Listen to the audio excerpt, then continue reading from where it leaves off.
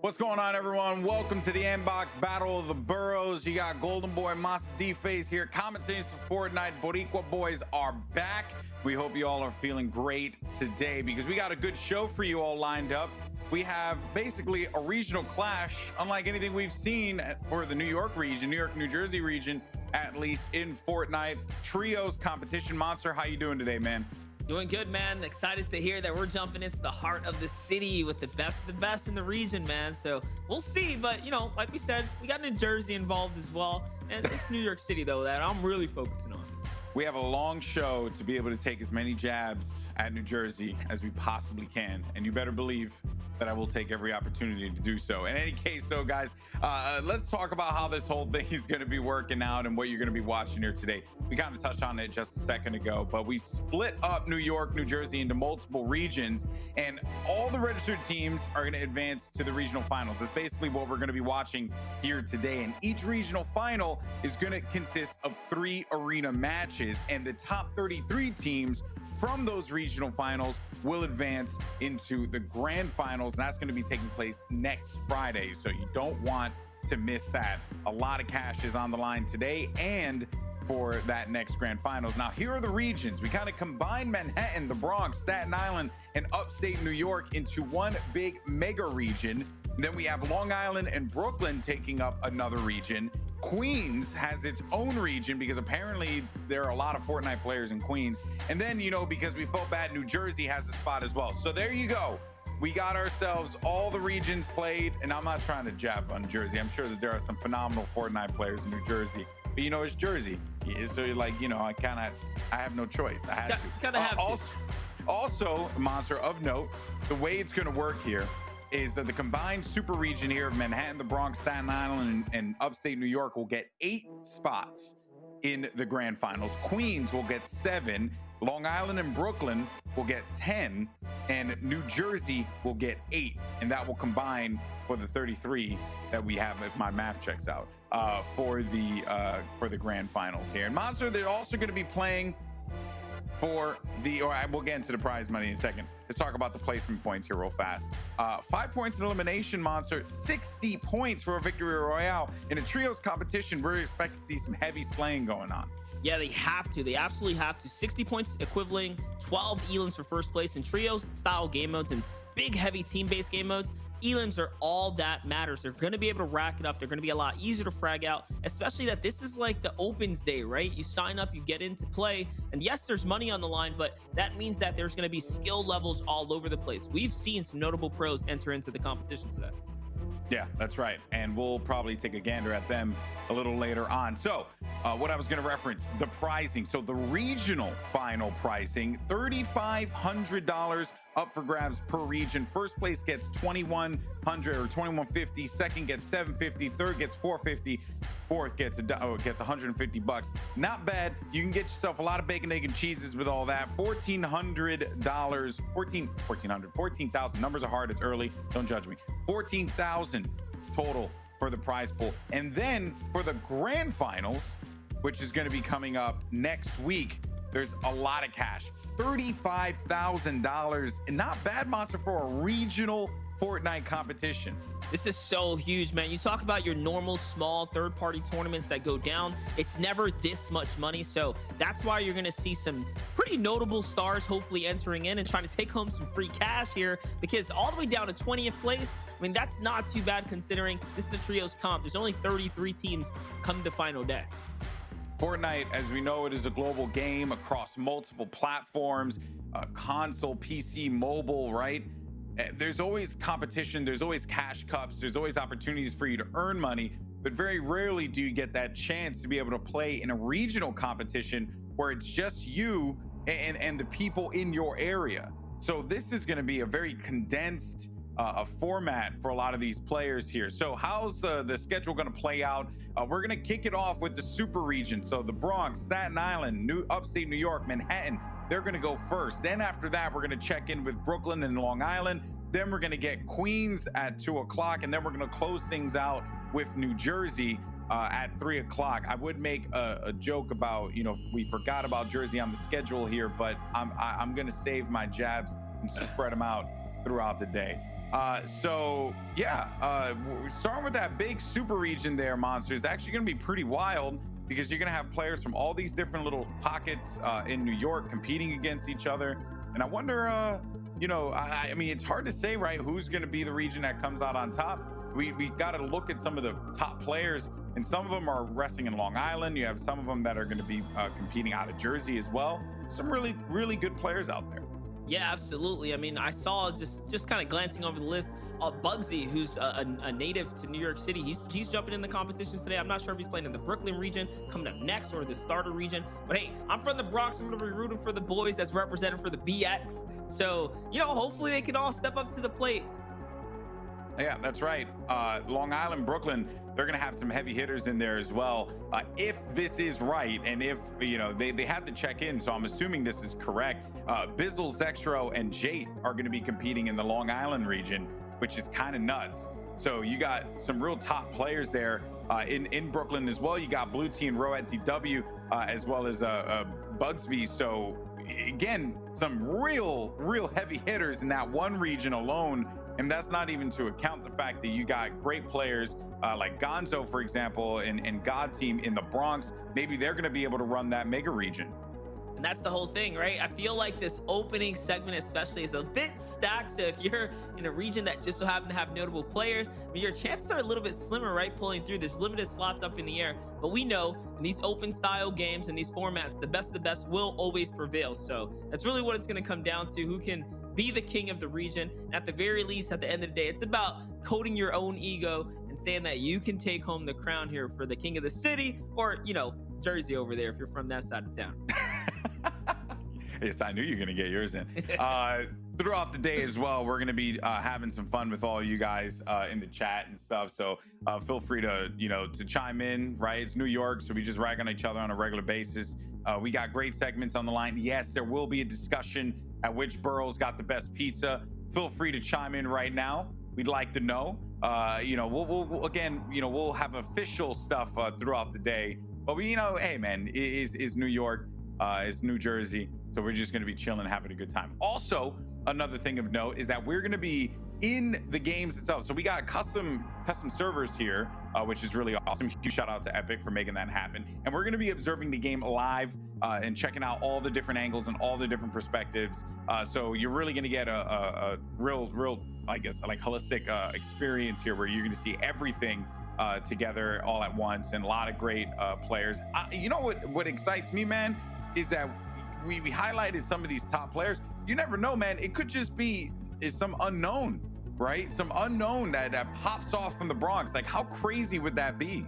And that's the whole thing with these up and coming tournaments, especially when you have so many going on in the community. You mentioned at the start of the broadcast, dream hacks happening, right? There's a whole bunch of events all unfolding simultaneously. So you got the spread of the comp. You got the spread of the comp scene. This is people's opportunity to really just get their skin in the game and understand what it's like to play with pressure. For some, this might be their first ever tournament. For others, this could be a breakout kind of moment for them. Yeah, and one thing I want to highlight here as well is the significance of what you guys are watching here today, because this is not something that we've seen before. And in fact, it's something that, as a person who comes from, like Overwatch, as well as, seeing what's going on with Call of Duty, Andbox obviously having a big foothold in those games with the New York Excelsior and the New York Subliners. This regional competition, man, I like to see more of it, because I want to see, someone in the chat. I mean, unfortunately, he's from Massachusetts, but they talked about, having something in Massachusetts. That actually would be pretty dope to have like more of the East Coast regions, more regional based Fortnite competition taking place, even for people in Boston who we know are heathens. So I think overall, it's a positive for everyone. Monster, it's just good. It's good. It's good times. It's good times. If you guys want to give me a piece of this, I'm down to give you guys the floor plan right here. Listen, we just take the Kings from the NYC, New Jersey region. You run the track all the way down the East Coast, and all of a sudden, we got a big thing happening, right? You can make this a national tournament. No, but to harp on it, I love this idea as well. Playing into the states that have heavy Fortnite population, this game is worldwide. There's not a lot of titles that can do something like this, Fortnite being one of the few. And this is the start of something great. So I really commend them for taking the initiative and doing something special for sure. Yeah, well, 100%. So we're waiting right now to jump into the game in a little bit, guys. And once that starts, we'll be sure to get things going Remember, we're going to start off with that mega region, that huge region that we're going to be watching. I just want to make sure I'm saying it right. It's the Bronx, upstate New York, Manhattan, and Staten. Those are going to be the regions combined together to determine who we get out of that. Another thing of note as well is that I believe they're going to get 8 spots out of that region. So there's, not a lot, right? For so many players are going to be tucked away within that region. You could end up with like completely one-sided, like could be all players from Staten, all players from Manhattan. Like we have no idea what could even happen there. So there could end up being no Bronx representation or no Staten Island which actually wouldn't be all that bad if we don't have Staten Island representation. But like it wouldn't be all that bad. But you may end up with that instance monster, or it could be all upstate New York. Maybe Yonkers comes out, pops off, right? Who knows? I mean, I don't think anyone from Yonkers, but listen, Golden, you said you weren't gonna say the Y word today. He mentioned it. He brought out Yonkers. There it is. The cat's out the bag. It's all loose now. No, yeah, I think we're gonna see. I think we're gonna see a nice variety, nice spread of players. You got to think about it. Competitive Fortnite players, even the amateurs themselves, they're used to this type of format. Epic's been doing these kind of online competitions, these opens. It's no surprise that there is a cutoff mark. A lot of them have played through multiple qualifiers. This is something that I think people have the tenure for. They have the experience in at least playing for those top 10, those top 8 cutoffs. So it's not like it's too limited. The pricing might be a little different though, right? What was it, top 4 for the regionals? So that there might be the real kind of what you want to gun for. Because otherwise, you're still should be okay to break into top 10 if you're really good. Yeah, exactly. So in Brooklyn, Long Island, they're going to be getting 10 spots. So they're taking one away from Queens, and which, obviously we should always take something from Queens because they take so much from us. So I think so that is going to be the region really to look out for, because you're getting 10 spots out of that region, but you're only paying out the top 4. So the obviously that math, right, definitely benefits some of these other like smaller regions like Queens, for example, that they only have 7. So you're going to be looking at a higher probability of coming out with some pay, but lesser chance and less an opportunity for you to be able to come out into the grand finals, which is going to be taking place next week. $35,000 up for grabs as well, people. Don't forget that for the grand finals. You're definitely going to want to be here on the Andbox channel to check it out. Now, I did hear that we're going to be kicking off the match in just a second. So enough of me and Monster doing our rendition of the Bodega Boys podcast. We're just going to be, chilling, watching the Fortnite, getting in there. Now, everyone, I need you all in the chat right now to let me know what you have for breakfast. And if it ain't bacon, egg, and cheese, tell me why you made that mistake. Because I had a bacon, egg, and cheese this morning. I felt pretty good. Hey, listen, ever since getting with my Mexicana, my Latina, I'm all about the breakfast burritos now, man. I'm missing out on the Bodega specials. I miss them. I'm not gonna front though, man. Look. I mess with a breakfast burrito. Yeah, I ain't don't get me wrong. Have you seen me? I look like I ate like 30. Ate a few. I ate a few and put them all away. But yeah, it's all good stuff here. All right. Well said, bacon, egg, and cheese. That's right, Bobby. You already know it's good. All right, here we go, guys. It's now time to start the mega region: Staten, Manhattan, upstate New York, and finally, me and Monster's birthplace, the Bronx. About to throw down. We got 3 games that we're going to go through here. And we're going to be starting things off with Menace. That's right. Looks like we're kicking it up. It's Juan, Menace, and Yuzi here. Landing, what's this? Holly over on the side. So this is one of the few locations in the game that actually has not gotten a major change. And from what I can tell, there's going to be some static here. There are other players dropping right on top of them. So this is not going to be a free drop by any means. They're going to be. No, I think they might be fine.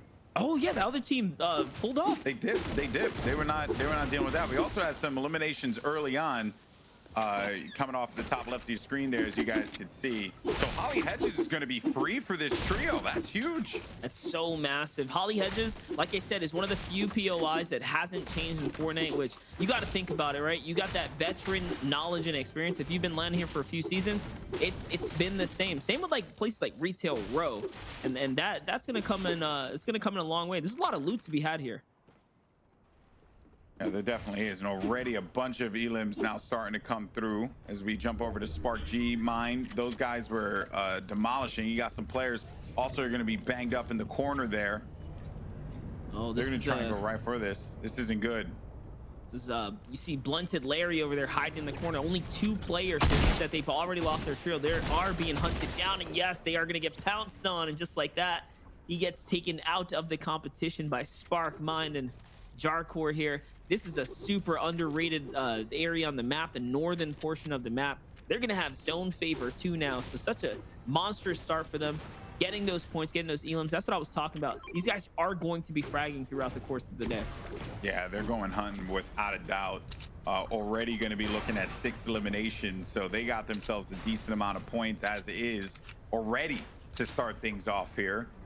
Just 2 squads are going to be out though. Currently, a bunch of players did fall. Looking at the spread, no one went the authority.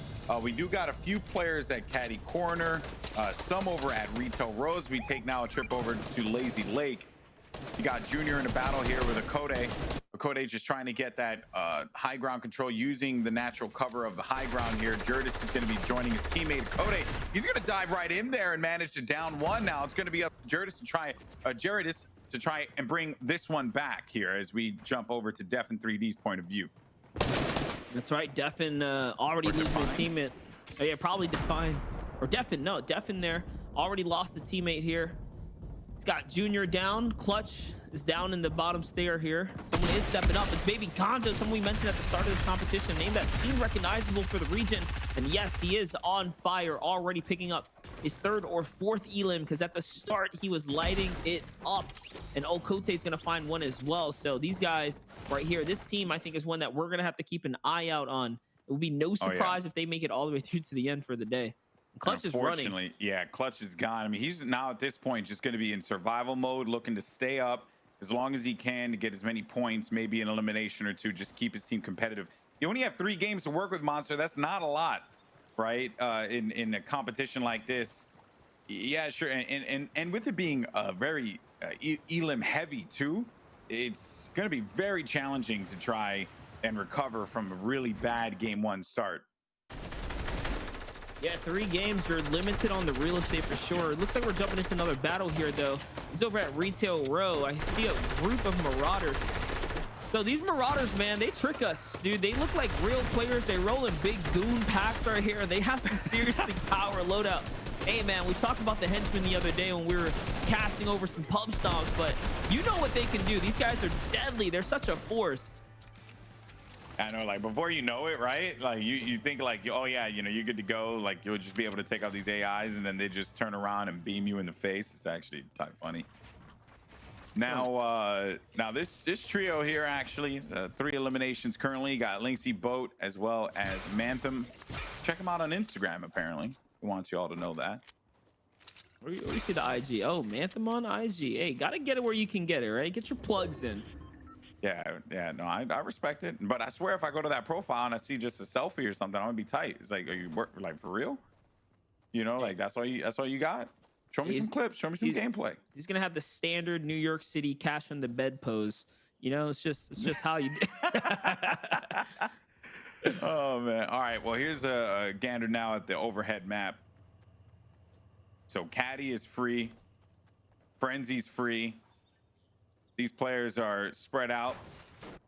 Beto, David, and Quetzalcoatl, which is the mythical bird. I don't know why I know that from I want to say Aztec lore. Wow. Right? Yeah, man. Don't say right like I'm supposed to know that one. Nah, but check it out though. Check it out. You want to know why you know that? Why do you know this? Because I played Final Fantasy VIII and it was a summon in Final Fantasy VIII, and I was like, what's this thing? There you go. You know, and then I looked it up. I'm smart. Very smart. Very smart. All right. Well, Sway Swills, oh man, just gets bodied right on top of his own ramp. That is super unfortunate there. Abyss, Cosmics, and Kai just all up in that business, Monster. And they got another team that's actually going to try and see if they can challenge him. It's going to be Janik and Rox. Not only that, he actually hit the shakedown right there. That's why they boxed him up. This team right here coming in is such a scary trio, though. Notice what Azers just set up. He set up the perfect nade splash right here. This is actually a competitive pro Fortnite team. Azers, Janik, Rocks here. Notable players from the comp scene. If these are the ones that I'm thinking of. And yes, they're already setting up properly, but not overthrowing or overextending their stay here. You got to remember, 3 games. You're limited right now, so you really have to play to your best abilities. You want to obviously try and catch your frags and whatnot. But you want to do it at your best benefit while you're in the lead here. They're parked up though. They kind of have them stuck out right now. They're gonna have to make the move soon because the zone's gonna touch them first. Yeah, and they can gatekeep here, which obviously this, Janik and his team, like they just want to try to avoid as much as possible. It will be very challenging. It depends on the kind of mobility that they're gonna have too. Whether or not they, I mean, I think, yeah, it looks like they got a boat, so I think they're going to be able to move around this quickly. Or at least that's what it looked. They're moving pretty fast. Yeah, they definitely they hit the cut. They're going left here. They don't want any of this problem here. Remember, Kaya, Bossy, and Cosmics here will, they get first dibs on the zone, so they do get kind of the decision to hold players out if they really wanted to. Notice how he's glancing back, making sure that he's all safe and sound. They are. That team's going to end up cutting out and around. Like I said, don't be surprised if you see teams like Azers and his crew come up towards the tail end of this competition. Things are looking really good there, though. One thing to note about this team, they are the king of Caddy's loot. The single elim, the shockwave, and the loadout already right there is indicating that they are the dominators of the strongest POI in the game right now, which is Caddy's corner. And we're going to have to keep an eye on Abasi because he has that shockwave grenade launcher, which if you're watching DreamHack right now that's currently taking place and just Fortnite competitive in general, that one particular item is so powerful. It's a great high ground denier. It's just a great movement mechanic. And those are the weapons that always shine the most, right? Like in the previous season, it was all about the grappler, all about the drum gun. Anything that's well versed that you can put into multiple types of situations, those well-rounded utility weapons, that's what you want to use here. So Abasi and his crew, these guys are looking like one of the strongest on the scene right now. But here's a look at your other team that's rotating in just nearby them. You can see they have a bit of an issue here. They're going to be looking to claim up the drop spot that's in front. I think Akote and Jarrett see that that's coming down. They're not going to let it go for free here. No. Take a look. They're bending right into that drop there. They can see the wood kind of already previously built out. If they just get close enough, they might be able to pounce on these guys without any warning here. Yes, they are ghosting just behind them. Building up, though, playing a little more passive. Might have been spotted at this point. If Akote can get a big shot with the hunting rifle here, that'd be pretty big. Oh, he's got grenades. So this is a huge issue right now for Cosmics. Notice what he's trying to do. He's trying to pin them down, make sure that he knows exactly where these players are. And yes, that's going to be the indicator here. Notice he has grenades. He's flashing them as well, which is not what you want to do. If they catch wind of that, it's going to be all over. But here it is. Now noticing the distance here. Remember, at 65 meters is the instant explosion there. He almost catches the hit right there. Oh, Gonzo. It's not going to go off. And yes. Speed. Damn, he got a massive down there from a distance with that nade. Kai is unfortunately down and eventually will be out of this one. They are going to be taking some shots over to the side as well, Monster. And I think that was just like a big moment for them.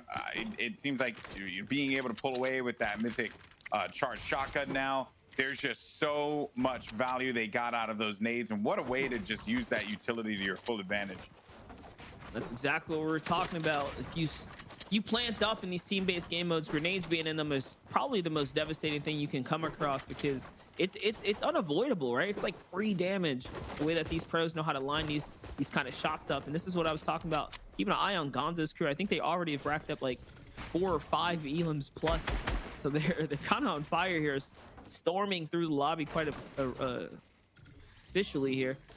But take a look. They have another scary team on their heels. The Azers, Rocks, and Janet. This is a crew that I really don't want them to go against because I think that they are of equal caliber. So, if they take out the best competition this early, it's going to be a rough one considering there's only 3 limited games. Yeah, and they're disengaging completely from this fight. Also because, the storm is going to continue to creep on in, so they don't really have much of an opportunity to try and go for this. I think some of those nades were sent out as just kind of like a warning, like, hey, you want to take this? We're prepared for you. So they just decide to go over Aegis and those guys over to the left. Meanwhile, Gonzo, Jurtis, and Akode are going to make their way to the safe zone, running into a team as well that's going to be right under this bridge, which could spell doom for them. And then as we take a look now, we got a nice little tower 1x1 set up here for Spark G. Spark G actually popped off early on, got a bunch of elims. Since then, they haven't found any targets. They are going to be running into some players here eventually, as Mind is going to go for a few pot shots at the distance. Team is going to be tucked away inside of that. Looks like, yeah, metal cover down low. This is kind of crazy. Right now, they're just playing the game. They're just playing slow. I was going to say, it's kind of crazy how it plays out for them, right? This is all going in their favor. Not only do they catch first zone and second zone here, they caught several elims, which allows them to cap off on early ammunition. On too. Yeah, so early on. So look at his just ammo count, his rocket count, everything just in general. They're so well suited. When we saw that world map as well, that nice big kind of zone, I don't think anyone landed at Steamy Stack. So for them to just kind of control this entire location, they're really set up for success right now. I want to give a little shout out to the ops crew in the back, though, giving us a great little scenery shots here to give you guys the rundown on how it's all playing out. Pay attention to those shots as well, but letting you know exactly where the enemies are in correlation to the players that were based up right there. Dude, this is the kind of Fortnite I like casting, man. I love this. Like, don't get me wrong, like, you know, right now I know everything's a little slow and players are kind of getting a feel for it, but I just love watching like comp Fortnite where players are playing for their lives and they're recognizing their maps and their ammo and taking, you know, going for fights that they need to take. It makes every engagement matter, especially with 3 games, dude. That's not a lot of space to work with. Yeah, and that's what raises the stakes so much more, especially, you know, we're talking first game jitters here. You really got to get it out the way. Players like Wacky, who's somehow split up from his teammate here, becoming the focus of some of the other players in the lobby here. His teammate's got to catch up, or he's got to play catch up here, it looks like. Yeah, it is. He's the one who's lagging, trailing behind here, trying to back up to his squad mates.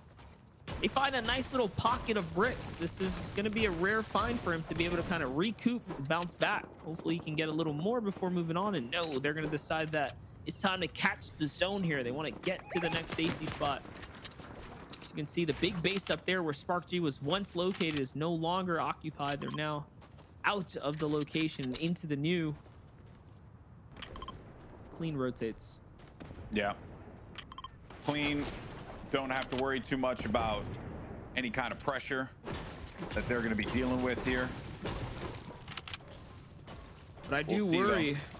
Yeah, I was going to say, I do worry about the fact that they don't have any eliminations here, Golden Boy. That's true. That's true. They're hoping for placement, which will be great for them. I mean, eventually they are going to start to get into a fight. There is actually a battle that can happen right below them.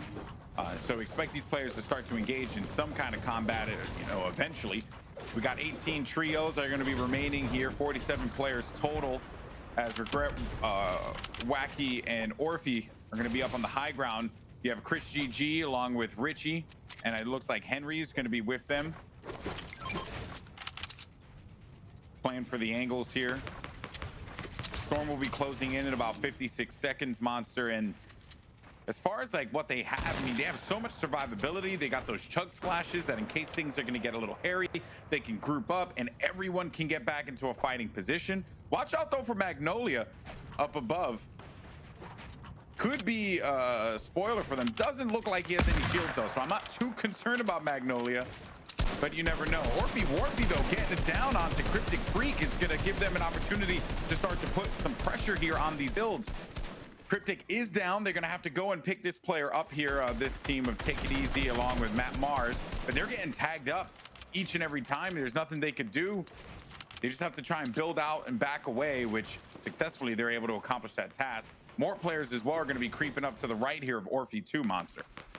Yeah, that was one of the first elims that we saw in this zone right here. You notice how the pace of the game really starts to, you know, slow down, especially once we come to this mid game. That's because the intensity You know, everyone's taking it serious. Kind of the initial elims already happened. Now the box fights bring so much more risk. Notice when they take these fights, other players can easily see what's happening and then jump into it. Magnolia was parked up here by himself, far away from his squad mates. Looking at the map there, yes, he is the only little he's that blue arrow solo dolo right there, sitting on top of these enemies, so he's got to be super careful. Now getting dived in on though. We have Take It Easy here, looking to kind of spread out the lay of the land right now. They're just outside of the next zone here, are gonna have to cut in. I think that high ground is going to be very interesting too. That's inside of the circle, and they are going to look to try and play for this one up top. Actually, everyone's going to try and put focus on this. Here goes Gonzo along with Akode and Jardis. They're just looking to creep up on these players here. Jardis is just adding more shots. He has plenty of ammo to be able to use, but you got to be careful not to waste all of it here. Another thing of note, Monster, is that right now, with where this circle is going to be going, all the resources that they're going to be using, they have to be very cautious of it, because there are going to be some trees that are located around here, but once it gets down time to start for those moving circles and things start to kind of get a little out of control, you can really run out of resources very quickly. But look at this. Gonzo, Jardis, and Akode, they're actually going to take this space here, and they're going to try and force their way inside of it. This team has been hanging out down low the entire time, and they're just looking to put pressure, get inside, and get ownership of these walls. Oh, this is a good play by them too. The position up and back them down, like true bullying right here. Forcing these guys out, claiming all the real estate, and then making them back it up here. Remember, these shots that they're firing can force the rest of the lobby to really turn in and focus them as well. And the fact that they're turning tail right now is giving them the A-OK. This is the green light right here, showing that, hey, these guys are not on our caliber. Let's take this fight. We're confident. Look at the tunnel they're making them build out for them. This is straight up kind of crazy. This is working in their favor. They're manipulating them completely to do exactly what they needed. And on top of that, they're going to be able to tag themselves the eliminations. So a huge win for them. That is unfortunate. I mean, those guys literally got bullied out of that spot. That was insane. Jared's, Gonzo, and Okote basically came through and collected that lunch money right here from the boys. Now they're sitting A-OK, looking to wrap up the last one here. Yeah, there's no way they let this guy for free. Not when you've taken out both of his teammates and caught the other in advance. And there it is. The nice refresher is going to give him everything that he's looking for. And take a look. They have the launch pad already, so they're going to be fine for that. I think they just have to cut across the field now because they're about halfway through. So may not even need to use the launch pad. That's crazy. They got all of this here. They made him just waste so much. And then whatever else that they get out of that one is just pure profit at that point. They're not even going to use it because obviously they can't take full advantage of it, but they are going to have the comfort here of being near that safe zone. Across, though, is going to be Smith, Rain, and JSAV, who will have the safe zone. They're right inside the circle. Oh, no, and he's going to get banged up there by an explosive. It's going to knock out a lot of that HP, a lot of those shields there. JSAV is going to go down. Smith is going to be in a really bad spot too. Here's Rain, though, looking to try and see if he can keep things going, keep things together for his team, as time is going to continue to tick away here. The zone is going to close in a few seconds. And then on top of that, you have all these players that are going to be circling around the Monster. That's right, but it's a boss who's going to end up with the height there. Remember, we said keep an eye on him. He has the shockwave launcher. You're seeing it come into effect already so early in the game. The moving zones haven't even began yet, and he's already claiming up height, showing what they can do with that shockwave launcher. But look who's forced into the low ground here. Now in the middle of the pack, it's Gonzo and crew. Jared's and Okote kind of sitting here. They have the most elims in the lobby right now. You can see why. They are absolutely abusing that AR fire, that range, right? Triple beaming in on players, really focusing in on their targets right now. It's paying off. We got 31 players here, all tucked away. No one practicing social distancing. Cuomo will be pissed, but it's okay. It's a video game, so we're good. And the way that Gonzo, Jardis, and Akode have ran this lobby so far has been extremely impressive. They're going to dip down low into the safety of the water, so they'll be fine. Look at that tunnel that's actually going to be building out there. And they're going for the ultimate low ground while still putting in some shots on some of these players. Rain is actually going to go down. This is real bad here. Janik is going to be the one to profit, though, from that down. and will get the kill. That's actually going to be Macaroni who picks up the elimination now. And they're going to start to tunnel their way out, playing for the low ground so they don't get knocked out. And it's going to be over water as well. It was a really good read by them, though, to change layers, because remember, they were sitting in the middle of the pack on the team with height with the shockwave launcher. You do not want to be the victim of getting blown out to the side of the map and split up from your teammates. And the cool thing to note right here is that Gonzo's the tarper, so you saw the little map split right there. He's really allowing himself to read the map for the team here, and that's his only focus right now, while his squad mates are, you know, lagging behind, searching for Elans. Now changing location. Beautiful reads on the storm. Doing a really good job here. He's going to focus on the side team here, though. Beautiful wall control as well, and these guys are pinched in the middle. All the shots are coming in. That's the actual top tier team. It's Azers is going to fall there, unfortunately for him. Can't escape. And no, Gonzo gets pulled out by a harpoon right there. Lucky for him, he is going to save himself, though. And now, off to the storm they have to run here. Crazy stuff here from Gonzo and this team so far. Also, the way that they were tunneling too, that was so impressive. I don't know if you noticed, but they were playing with the steps, so they weren't looking to use like 5 different builds, right? They were using the steps to make that like just makeshift roof, if you will. They were just doing some brilliant work. Now, while all this is going down, though, some more eliminations as we get down to the top 10 of players. They're going to continue to tunnel their way out. No one has really taken ownership of the ultimate high ground quite yet, but Baby Gonzo is still going to be working on this mid layer. Trying to force some players down here. Does find JSAB. JSAB goes down at the hands of Jaredis. So that's going to be another elimination that they managed to pick up. 13 elims total for this team. Remember, 5 points, or is it 5 or 6?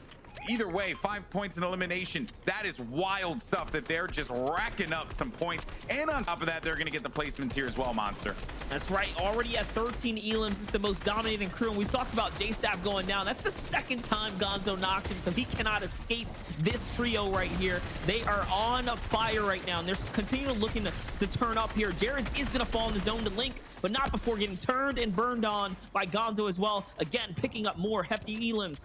Only 6 players remain here. 3 teams, all of which are probably duos here. There's the shockwave launcher going up for height, and I think it's actually changed hands. It's in the form of another player here. He's very limited on maps. It's an important box fight. He's going in for it here. Golden, he's gonna find one, and there it is. Abasi's out, so no more shockwave in the game here, and now height can easily be controlled by Baby Gonzo.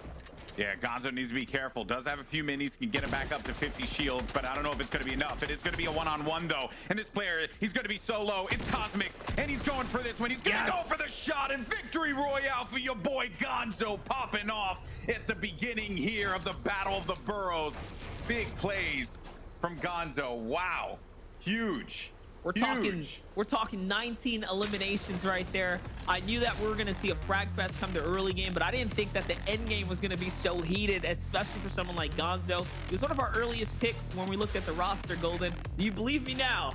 I believe it. You want to know why I believe you, baby? Because your boy's doing it for the BX. The boogie down. No way. Know. Home of the Yankees. The Bronx turns up. You ain't gonna slow us down, people. All right. But overall, though, crazy first game. What a conclusion. And credit to the observing team as well, because they were following Gonzo and those guys from the start, and they were just putting together a real banger of a game. Just that one play where they were able to bully that other team out of their tunnel, force them to give them so much cover to work with, and then from there they just profited big time. Like, little moments like that are the things that are going to separate you in this competition and put you one step closer to reaching the grand finals next week. Remember, of 3 games to have such a monstrous lead like that, you have to believe that it's going to be hard to overcome them, even if they come in with a mediocre performance. At this point, you saw how dominant they were with their AR usage. If they continue that, I mean, I think they're going to be just easy home sailing here for the region so far. Crazy stuff to start things off here. They're going to walk away with a decent amount. I didn't see the grand total of eliminations that they had. 19 eliminations. Yo, that's crazy. So that is an absurd amount of points that they get out of that one, on top of the 60 that they get for the victory royale. Game 2 is going to be starting off in a little bit. I just messaged Gonzo. I was like, let's go. He's a happy man. I mean, that was awesome. That was awesome. But the good news is that we have plenty more coming at you in just a little bit. So don't go anywhere. This is the Battle of the Boroughs, brought to you by Andbox and Fortnite. We'll see you on the other side for game 2 of our mega region. Don't go anywhere.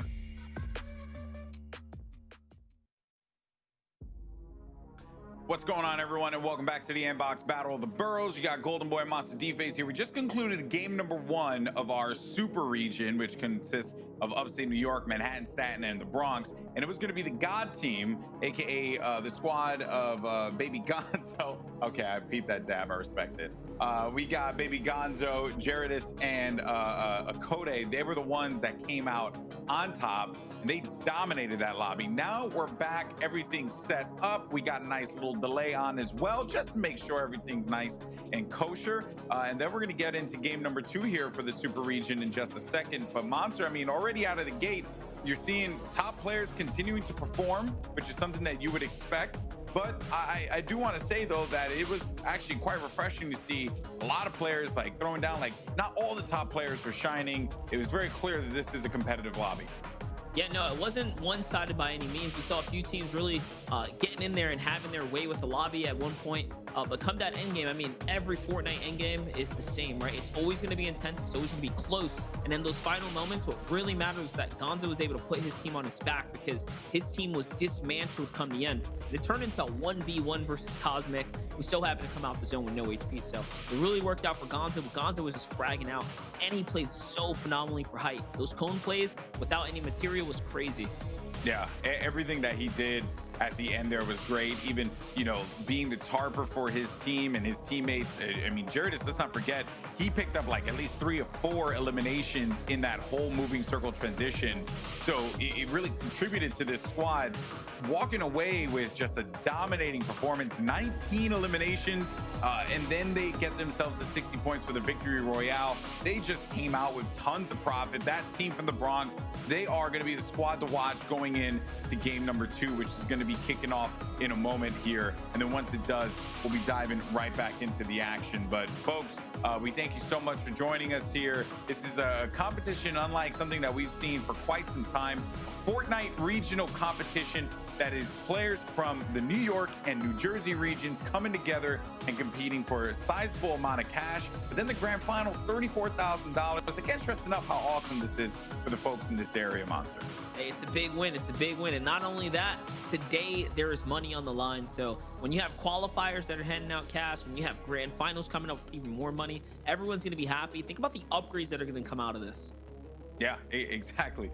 Players are going to, you know, hopefully, you know, be able to download more RAM. So we're going to wait for this game to start. And as soon as it does, we're jumping in. I don't even know what to expect. But it was quite interesting, though, to see the spread. And I want to get your thought on this because the authority was empty. And is that something that we should be expecting to see more of? Players not taking the chance and going for the authority because the mythic items there aren't as lucrative as what you would find in caddies, for example? I think the idea is play what you know, right? Especially for these open days, you never quite really know where players are going to land. I think with the whole first game unfolding, other guys are going to be able to use that kind of setback. If they had that little moment to jump into the replay system, really canvas and land. You'll notice that Steamy Stacks was also open as well. So there's some spots to play for. Authority's a major one. That grappler's nasty. Yeah, so that's why I was surprised that we didn't even see it come into play. The Shockwave grenade launcher is a big deal, as it was very clear in that game how its impact was felt by every single player. We're seeing it currently really play a role in DreamHack, and we're seeing it here as well for the Battle of the Boroughs. So it's not a shocker that players are going to go and just gun right for that item. But it is just interesting that game 1, we didn't see anyone go after the authority. It was empty. And whether or not that's going to happen again here for game number 2 in this mega region is yet to be seen. I understand players are going to be filling up the lobby right now, and then we're going to be jumping into this. So far this season, Monster, what have been some of the things that you've enjoyed thus far, seeing added or taken out into Fortnite competitive? I love that we have crash pads now being added into Fortnite competitive. I think it's a game changer. It's a nice mobility option, a tool to, you know, that's at players' disposals. The Whirlpool addition to Fortnite was great as well. They are currently disabled right now, which changes things up a little bit, but love that change as well when that thing comes back. Yeah, the Crash Pad gives me not entirely, the same thing, but it gives me the feeling of the shockwave grenade and how crazy you were able to play around that particular item in the game. But now we're jumping in. The battle bus is all loaded up with a whole bunch of New Yorkers, and we're getting ready to jump into this bad boy. Let's see now how this is going to play out, how this will all unfold. From the perspective now, you got Wacky and Orphe and those guys here, as well as Regret. Okay, I will be honest, I've never seen that trail before of the fishes. Oh, the little contrails, yo, man. Fortnite, Yeah, I've never seen that Fortnite. Listen, this is one thing that Epic Games does is they come out with a creative everything, man. From the skins down to the contrails, they're on their game when it comes down to cosmetics. Crazy, awesome stuff, though. All right, if we can get a view when we get a chance with the observers of the map, I do want to see the spread and where players are going to be landing currently. Lazy Lake looks like it's going to have a ton of activity, as it usually does. And yeah, the Authority going to be empty again. A lot of players going to be going over to Caddy, but it's Lazy now that's going to have themselves, what is that, 4 different trios that are going to be scattered about there. Expect a lot of activity in this area. See, that's the crazy part. Just a little bit of homework would have given them all the information they needed. There was a whole location just north of Pleasant Park as well. That is a good location to land for loot, completely uncontested. So I mean, you got to think about it. You do need the eliminations in these open lobbies, but do you want to risk your game on 50-50s? I'm not sure if that's the sound tactic to use, but hey, these guys are going for it.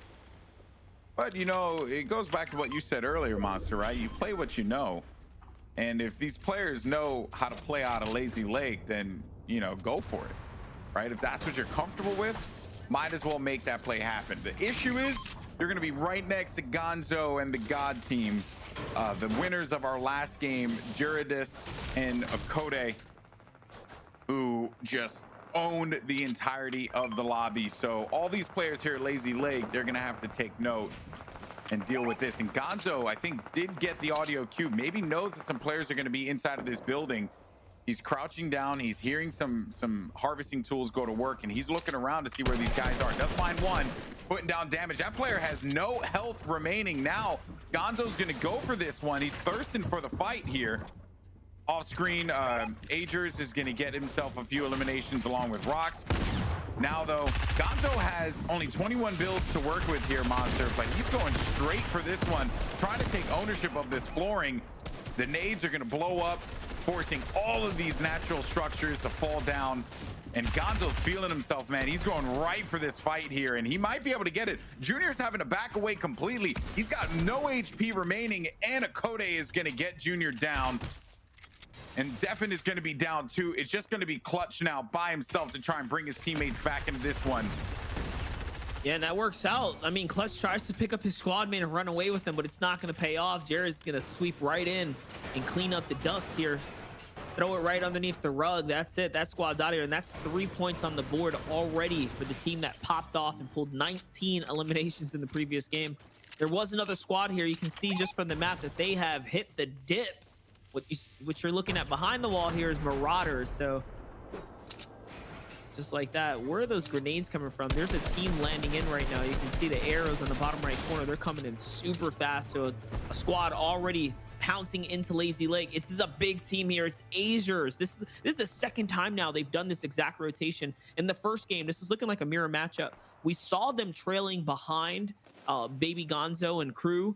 And what happened was they ended up disengaging. This time around, they're coming in a lot earlier. Now it looks like they have got their number on their heads here, and they already have all of Caddy Corner's loot. Yeah, they're looking for them. Trying to find, they're going to be located down low, and God Team's going to be dealing with some of the AI that's going to be about, but now they're going to swarm this, and I don't know if they were hearing these footsteps, and Agers might actually be able to pop up next to one of them here, and he does. He's going to chunk Gonzo down, removing his shields completely. We got ourselves a battle here between upstate New York and the Bronx. Who's going to come out on top? And Agers goes down. Oh no, that is going to be heartbreaking. While that's happening though, Gonzo, he's going to fall off the hands of Janik, so it is going to be a 2v2. Rock's going to look to see if he can get inside of this structure, maybe go for the cleanup. Janik, he's going to be dangerously low. Rox needs to get to his teammate. This isn't a position he wanted to be in. Akode is going to manage to take out Agers. Oh my gosh. Into the action now.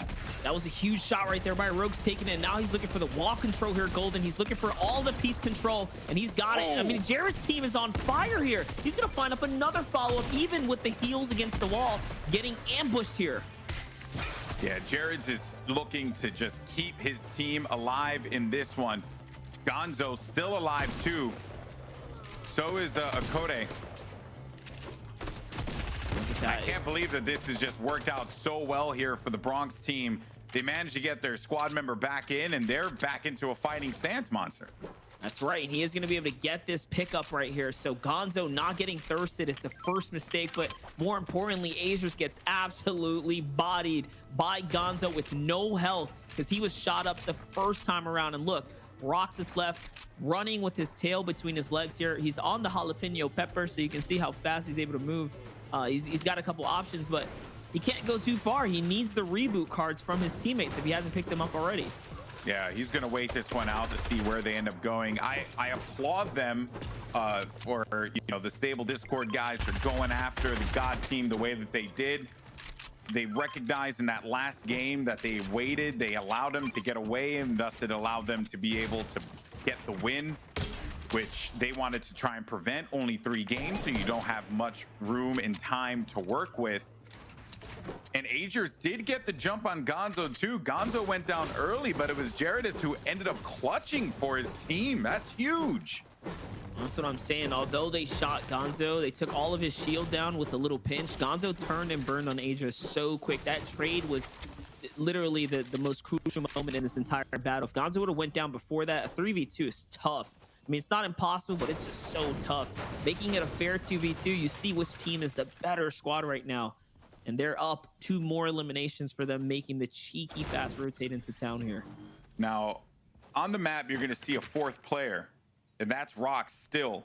And Rox is going to be moving about the right side of Lazy Leg just to go in there and get the reboot cards for his teammates. So he's hoping that sometime soon this squad is going to start to move out of this one. But for now, though, we're going to make our way over to Authority. And I figured that we get some players to drop in here eventually to get control of this so that they can procure some of those mythic items that are going to be present. Yeah, this is that moment now where if they haven't already secured the vault here or taken a sweep through the center of the Authority, then they'll be missing out because no one landed here at the drop. So you're talking about a grappler up in the air. You're talking about the vault that's up for grabs that no one has managed to claim in this game nor the previous one. So there's tons to be gained here. And just look at that. There's even a drop favoring this spot right now, and another drop off to Frenzy Farm. So plenty of gear to be had here. Plenty of options as far as the cap out goes for the movement. So we'll see if they can capitalize. Now taking a look at Magnolia, Suesuo, and Mini by Salty. A few squads around them. You got a team up ahead. Another squad by that bridge. Actually, no, that's going to be AI, right? I believe that's AI.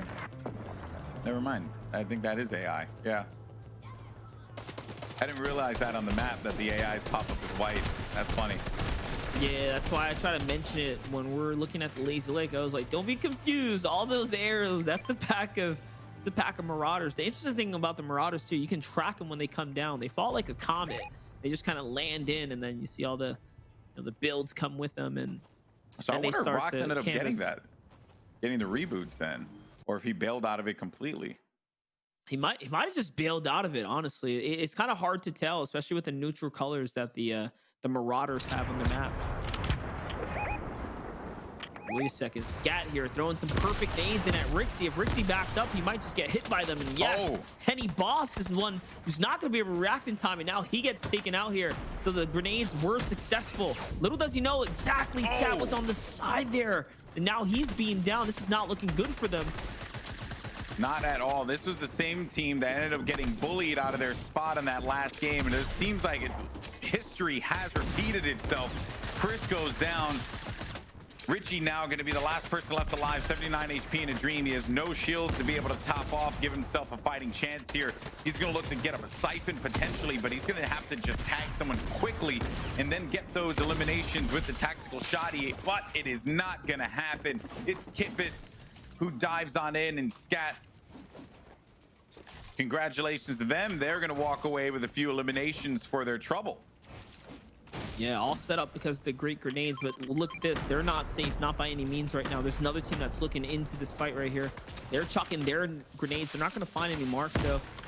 This time around, they actually might's getting super close, signaling them out. And no, they're going to back off here.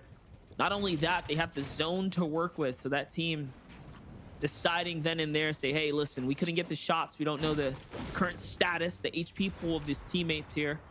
I think it's safer if we just move on. Remember, we're about halfway through one of the 3 games for the region, so it's only now becoming more and more important to not throw this game away if you didn't already start off with a big lead. And Kipitz is determining whether or not he wants to go after the AI. Could have some upgraded weaponry there, perhaps. He does manage to get a few of those kills in, and it does get to the AI, so going to down quite a few of them, but we'll join them in a little bit. Back on board now with our, I'm assuming our #1 team in the lobby, who have just been on a tear this entire time. Jared's going to go for the shakedown. Yep, he's going to get the intel as to where these players are going to be located. A few more mats too. Going to be a 149 complete. Gonzo's on the move. He's right on top of Snowy here. And oh my, it's just the way that these guys just swoop in on them like a pack of wolves. It's insane. That's it. You got to follow protocol here. They roll like a crew, and they take quick care of any team they come across. And they are clearly our star-studded team so far for this region right now. This is only, getting me more and more excited, though, as we know there's a couple other big teams out there. So to see them all, ultimately end up clashing together, this is going to get crazier and crazier. But regardless, we're back with Spark. We saw these guys make it to the end game in the previous round as well. They had pretty good early run-in with a few squads, and even now they're well on their way through the track here. Several elims, though. Spark's on a little bit of a problem here. He's going to get hit up. He's going to have to back up and get his heal on. Interesting little intel there on the God team, Gonzo, Jared's, and Akode. So Gonzo, who you've talked about quite a bit, actually came off of I would say a mildly successful run at the EMAD Cup that just concluded, placing in the top 33 of that region, which, isn't obviously, it's not the best result without a doubt, but it is nonetheless decent that you're able to compete at a high level there against some top players. That was actually going to be with Day and Ved, but has actually teamed with Jared in the past. Played with him in a contender duo Cash Cup back in season 2, week 2, as well as played Winter Royale for NA East and NA West with him too. Didn't have a lot of success, but clearly familiarity that these guys have with one another is something that we most definitely have to take note of. And one thing that's just grossly underrated is the fact that these are players that operate and play at the highest caliber, right? So you got to think about it as they're still in the upper percentile of the best, but let's hold that thought here. Jarkor is going to hit the major sniper here, the big 110 to back that team off. What looks like a bullish attempt to fend them off from their next spray here, because they're hopping into the box and they have someone right underneath, and yes, they're going to make quick work. And this is what I mean by following up suit. The shakedown is going to occur, and they're on the hunt once again to wipe out a squad right now. We're looking at our next aggressive contenders right here. These guys are just dominating currently every single player that's going to be around them. They're just forcing them out of their boxes, making them take cover, and just try and see if they can build out. Good job, though, from this player to just try and obtain high ground control, but Rocket comes flying on in there, and it ends up being the undoing ultimately here as Spark gets the elimination on the Macaroni. Not looking good right now. That team is now wiped out. Last round, we saw Macaroni make it towards the end game. He was the one that finished up the Elim on Rain. So this time around, getting taken out come the mid game is going to be a close one for them. Remember, 3 rounds, 3 attempts to make something of yourself in this competition. So a couple names now. Hopefully by the end of this game, we'll have some leaderboard standings. Maybe we'll get you guys a little overview to really see who's in a running, what stakes are going to be coming up for that final run. Team that had Caddy's Corner loot last time was the Bossy, Cosmic, and Kai. But remember, the Caddy's Corner loot was secured by Agers and crew who was taken out when they pushed into Lazy Lakes against Baby Gonzo and his team. So for these guys to not have the Shockwave launcher this time around, I wonder if that's going to affect their play. Were they just lucky enough to secure it last time, and this time, being that it didn't go in their favor, I don't know if they're going to be able to pull through for the end game. Few seconds left before we get a full collapse here for this third phase of the storm. 13 trios remaining. They'll have control here. This area, just getting vision. Many players that are going to be rotating in. You got a few that will be right behind them. They have to be very mindful of that, as this is the point of the game, you know, typically where the action will slow down. But now, new zone is out. They do not have the safe zone, so they can't rely on staying here for too long. Eventually, they are going to have to start moving. We'll have some launch pads, though, to be able to fly their way up and get over to that safe zone with, if they opt to use that. And we got the God team here, the #1 squad coming out of game #1. Oh, look at all those cabbages. How nice. Hey, man. Make yourself a nice salad, you know. I was going to say, Fortnite introduced a bunch of like new food items and stuff like that as well. Something to know. I know we talked about a few changes in the game. That did slip my mind. The fact that like peppers, dude, peppers are crazy right now. The speed boost that you get, watching them crank, and like your rotates that you can make with them is actually pretty impressive. But fun fact, kids, not all peppers are spicy. Sure. Okay. You know, I feel like it's irresponsible of Epic to say that all peppers make you run fast. Actually, it will make you run fast, just not in the direction you think you're going. More than likely, just to the bathroom. Saw that one coming. Sourced. Happened yesterday. So we had some tostadas. There was some bangers though. Don't get me wrong. Hey. A little hot in the exit there for Golden Boy, but here's Jareds and Okote Gonzo. You can see the nice little overview. Like I said, this is the crew right there. There's Rain. Here's Alpha Toddy Adert's first time getting a little bit of screen time. See what they're looking to do. They have a pretty prime location here on the zone, somewhat center. This is a really weird spot to have an end game. Pleasant Park was recently introduced with all these new canals and whatnot, and if you fall into those kind of little divots, they're hard to climb out of. So yeah, this is one of those weird locations that you really don't want to play endgame in. So water in general is always rough. It was always challenging, you know, when they introduced it, and then, you know, now you're able to swim in it. But even beforehand, right, if you recall, like old Lazy Lake and stuff, it was just a real pain to play in. When that circle would happen to go over there, you get slowed, and there just wasn't really much you could do. New circle is going to be out. Circle #5, the half in, half out. A bunch of players are going to have to make rotations here, including Jurdis, Gonzo, and Akode. They're going to start to make their way out. They have a lot of this owned territory here, a lot of walls. Oh, look at this. Ah, there goes the pepper. You talked about it. I want to see how this is going to play out for them, though. He's wasting valuable time here trying to get his loadout together. Okay, they're going to go with a straight up foot rotate here using the water. Look at how fast you move with the peppers plus the water combo. Really is a nice, great introduction to the game here. And they're going to secure the drop. Okay, so what they were looking to do there was actually secure one of the drops first. That's because they wanted those chug splashes and the extra launch pad that comes with it. So now they give themselves a guaranteed stab at the next few zones here if they really want to. Would not be surprised if they keep it calm here for zone 6, but no, we know that they are always looking for action. The RPG is going to be the perfect thing to set up the battles as well here. I wonder. He sent one rocket at the metal base. We know that it can take 2 explodes, so now that he can see through it, that's all footsteps right there that he can be able to track here. Here it is, Gonzo looking for the next follow-up. Yeah, waiting for the prime opportunity to go ahead and shoot that heavy explode if it ends up connecting. Rox actually did manage to swing back in and get Agers and his teammate back into this game, just so you know. So well done from Rox, because they had a bit of a stumble at the beginning of the game.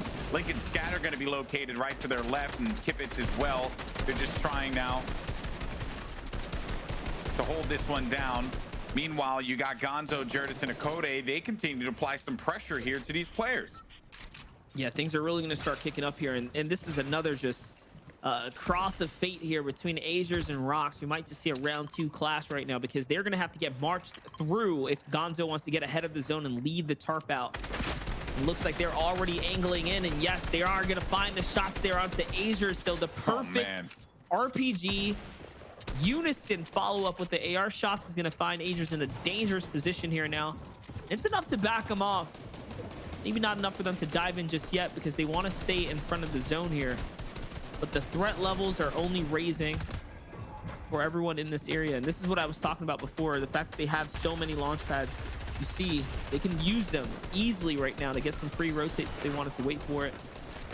But it's low ground. That's going to be holding them back here. So no need to stick around. Might as well continue ahead. Storm Surge is out as well for some players that need to try and get above that threshold. Rotations now starting to come through, and look at the builds up above here. Gonzo saw it as well, and I think they're just going to try and go for the safe play here to just take over this zone so that they can start to tarp out and build and get further away from the action. There's that whole giant structure that was actually going to be popping up behind them. Here's a look at the overhead now as the action continues to get really hot and heavy. Link is going to be in a world of hurt and will be out of here courtesy of Akode. Alpha picks up a few eliminations off screen, and the tarping continues. Again, I just love the way that they play this. Now Jerz is going to take over because he's going to have a few more builds to work with. You can see there he's setting up a different type of tarp now, giving themselves a little more area to kind of play with. They want to start looking back at the zone. We see a squad start setting up like this so that they can use these floorboards, gives them some room to breathe, some area to manage here. But once again, they haven't looked up for height, so they don't know how free height is right here. Good focus though, as Jared's and I think Gonzo are turning back onto the zone right now. No, Gonzo's actually the one leading out the tarp once again. Making sure he's keeping track. And here, yes, they finally turn to height, and it's going to be Cosmics and a Bossy. Once again, this time it's going to be a fight for the high ground. It's the same 2 teams who keep going for it. These are squads that are playing for the victory right now. You can see the reason he's built up like this is because of the fact that the Shockwave launcher could be in play. They're trying to differentiate the layers, trying to give himself enough room to breathe, to avoid being launched or shockwaved up onto and then shockwaved out into the zone. Playing height. He's also giving him intel. He's giving him a lot of information too, because Gonzo's going to be playing further ahead alongside Akode, but he's going to be playing further up. So yeah, they're going to be able to kind of stagger this and just own the presence up on the high ground. In the mid though and in the low, you have so many players that are going to continue to be scattered about here. And Monster, this has just been super impressive thus far from this team from the Bronx, managing to just own this lobby as best they possibly could. Not even the likes of Agers has been able to deal with them. And Agers has kind of been in a bad spot this entire time. I don't know if you saw, but he was really low on HP. Not only that, second ago. I was going to say, this team on height right here has no medium ammunition. That's it. They've already expended the tank. Now it's time to get down and dirty with it. They're going to have to get into the fray here. They want to win the game, at least with some more eliminations. Even with 11 on the board, they're leaving so much up in the air. Here it is. This is why Gonzo's jumping into the thick of it. He's got his next target down on the low ground. He's hopping right in. You can see the water placement beautifully done. Quick edits as well in the follow-up. Bye-bye, Warfy. Z eats a shotgun shot to the face there. What a play there from Gonzo. Went down with that legendary tack shotty and has just been owning. And that is another victory royale for Jared's Gonzo and Akode, aka the God team. unbelievable, man. And they kept all 3 players left alive. They owned that lobby, Monster. We're talking back-to-back elims or victory royales right there. 16 eliminations for the winning team again. So a 19 elimination game, victory royale, and then a 16 back-to-back. You can see they are the true kings of Lazy Lake right now. I think with that, they have the clear lead on the lobby right now. They're fine. I think we know who's going to finals right here for first place, but regardless of what, talk about a phenomenal performance. Yeah, man, that was nuts. They have kind of, I don't want to say they've blown this region wide open. They are the region right now. No one can stop them. At the start of this whole thing, we were putting a light on them because we knew their names from previous events, right? Gonzo's been competing for a hot minute.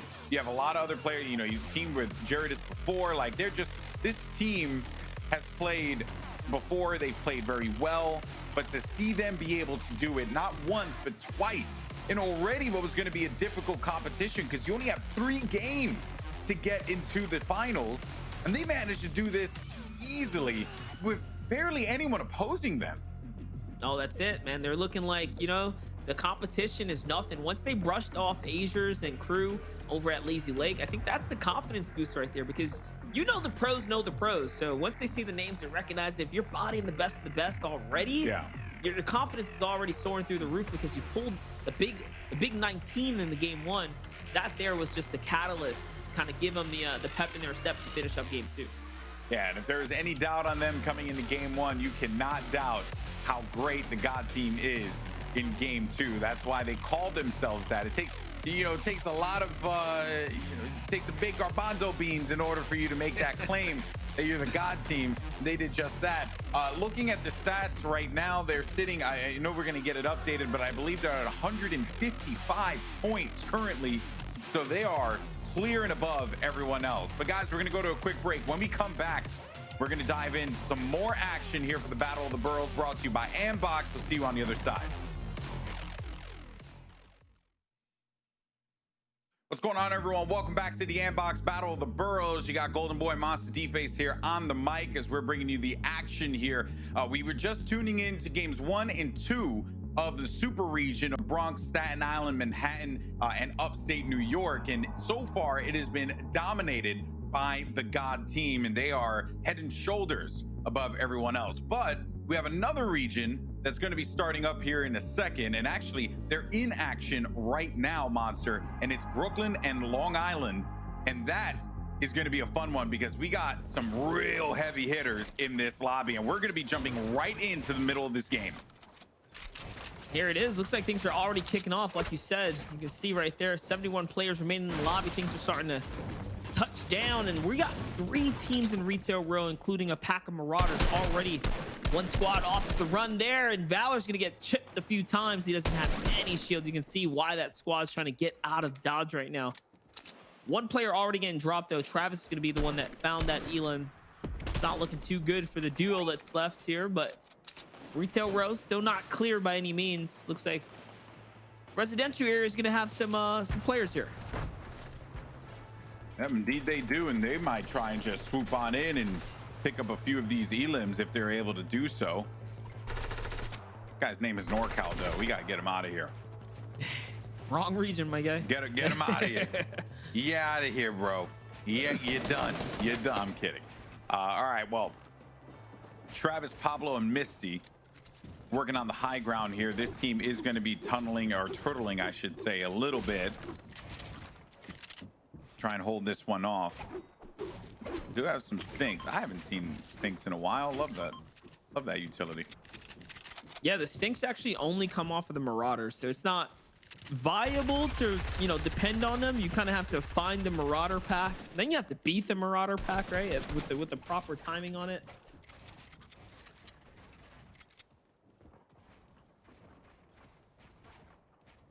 Here we have a bit of a hold off here, just kind of waiting it out.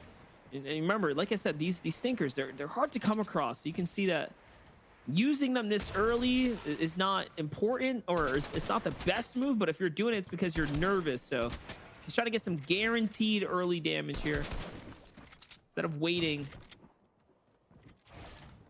That's why it's Yeah, a bit of a there hold. is a lot of panic. You could certainly see that there's some concern here from Claw, Doe, and Dom, or NorCal. What did you say, NorCal?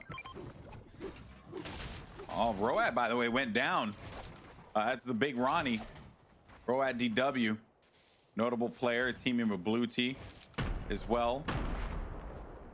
Actually, there is Blue T on the feed, so it ends up getting the down against Reppin and the cleanup too. So we'll see how that E11 team, or how Road and Blue T are going to do. It's definitely one of the squads in this region that we want to keep an eye out on, as this fight here is somewhat coming to a stalemate here. Both sides not looking to really capitalize on the positioning here. It's up to Pablo, Travis, and Misty, who have the dominant position to really dictate the pace of the battle, but they're not doing anything. Instead, they've only sat back and played super passive. You can see the risk of that is that Caddy's Corners team was just starting to come in, so pay attention to the feed here. But here's the battle that we really want to watch right now from Marco's perspective, who's already gotten the exchange onto one of the players here, and also has lost one as well. His teammate Reppin there is down. So it's a 1-for-1 special here in the Misty Metals section, and it's Bugsy, Blue T, and Roat who are the trio down below. Is Roat still in this one though? Now he's down right now. So oh man, and Markowski, excuse me. Ian, that's how I know we're talking about Brooklyn and Long Island here. He's got himself you know, just a big tag that came from the distance, and Bugsy and Blue T are going to disengage out of this one. Just not going to be worth it. Off screen, Bizzle does get an elimination with Jaith, so they just won their fight. That was going to be NorCal. Oh, that was the fight that we were just looking at, by the way. And Bizzle and Jaith actually jumped in and secured those eliminations. I wonder if they're actually going to be in that battle against Misty and their team currently. that's right. I mean, I called it. I saw them just creeping around that mountain bend right there, and you can see what happens. That's the dangers in, you know what, poising up on a team and then not taking the fight. You know, they kind of deserved it for sitting there and wasting their own time. A little did they know, the more veteran squad comes in and sweeps things up. So it looks like Retail Row is now owned by Bizzo and crew. You got to think about it. They came from Caddy's Corner, so we might see some back-to-backs here from Bizzle, Jaith. I don't know who their trio is. We'll find that out in just a moment when Oz can kind of fill us in. But in this lobby, a little bit different. Authority actually being contested by multiple players. Yep, and that is Zextro, I believe, if the stats are there, or sorry, if the info is true, it will be Zextro, according to what we have here in the doc. Or it could just be the two of them. I mean, let's be honest, like they could dominate a lobby on their own. They've done it before. I actually believe it. But here is CN Glitch. He's looking for a fight here. This is such an awkward spot to battle in because some of the areas are indestructible, non-replaceable. And this is what I'm talking about, going down towards the vault here. And the whole player's out from the vault. For example, if you break that floor right there, you can't replace it. So these get really weird here. It's not one that you probably want to commit to if you don't have to. I think these guys are thinking the same here. You see from the great wide shot there, that other crew is not moving. They're just holding in those kind of locations and corners and deciding that that's the play that they want to make. So Glitch, Bosmir's, Bry Guy here are going to get on out right now, playing for more prime positioning up this mountain right now. And the zone's going to pull that way. Yep. A little slower of a start here as well, as we jumped into this game just as it had started. So we are currently going to be in storm phase number 2 right now. They're just going to dip out of this one. Oh no, looks like DSD Stealth actually eliminated or downed himself. Things you do not like to see pop up on the feed. Without a doubt. I'm not even sure how that's possible in the current state of the game. Like, what did you do? Maybe they got knocked from height, or also it is Zextro. So it is. This is the trio right here. I'm not gonna front. This is a nasty trio. This like is unfair. Oh, that's crazy. You know, you see Andbox trying to do nice things for the community. Like, look at this. Is this really Pulse? Is this really Clicks? Is this really Furious, the solo FNCS winner? Or like... See, now I'm confused. It might be. We'll find out. I'll let the gameplay do the talking here, regardless of what. We have some action going on here. Much different pace in this game. I do agree with you. And a bit more players as well. So, you know, I guess Brooklyn and Staten Island not being as aggressive as they could be, but putting a little more respect on the lobby. And that's the pressure though, right? Like sometimes you think you go first, you get the jitters out the way, but going second, third, right? A little more pressure. You get to see everyone else perform. You don't want to make those same mistakes. You see how fast things can slip away from even some of the best of the best.